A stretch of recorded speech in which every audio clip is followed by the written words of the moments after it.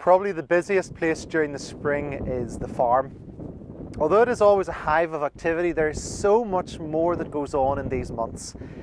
It's the time for getting fields sorted with seed being sown, or it's the time to get the first spread of slurry out on the fields. But most of us have the idyllic view of the lambs skipping around the fields in these months of March and April.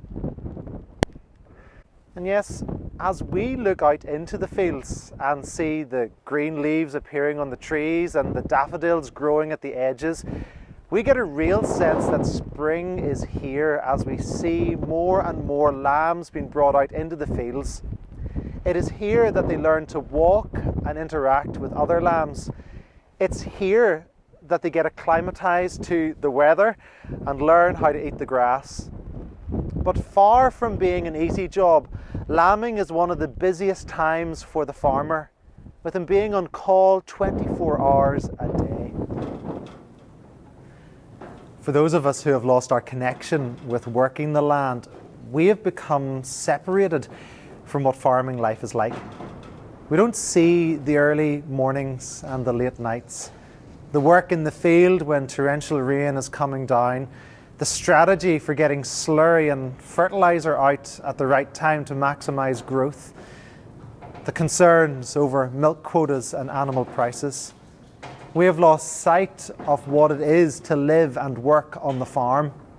We see it as a place of slow-moving vehicles, of muck and gutters, and unpleasant animal smells. When we see a farm, we don't necessarily think of life.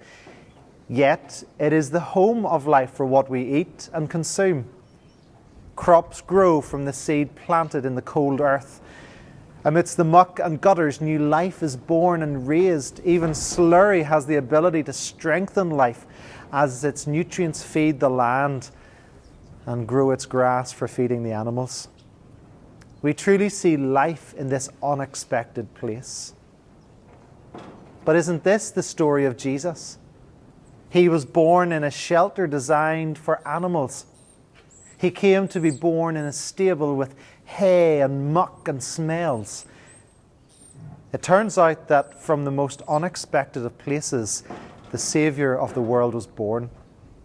Who would have imagined that from this humble place, God would come to us and provide us with a way to come back to Him? The Apostle Paul gives us a great understanding of what happened in this moment.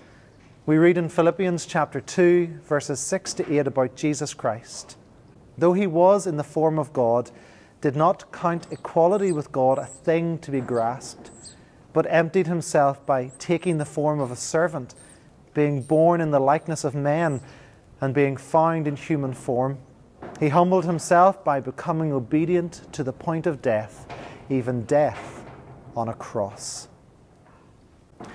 Christ grew from His humble beginnings to humble Himself to die on the cross for you and for me. From the most unexpected place came eternal life, the only way of salvation for us. The world has taught us that humility is a sign of weakness, but in Christ we see humility as power, because it is in His death and resurrection that we know our sins have been forgiven if we trust in Him. True life comes through faith in Jesus Christ. Faith to believe that He is God's one and only Son. Faith to believe that He is the Saviour of the world. And faith to believe that His death was enough to take the punishment we deserve. Life in Christ is life to the fullest. I wonder if this is your life. Abundant life is there for us if we will but only come to Christ. You can find out more about life in Christ by joining me on a Life Explored course. We'll be running this course from Thursday the 15th of April via the online platform Zoom. Visit www.analongpc.org/life for more information and to sign up.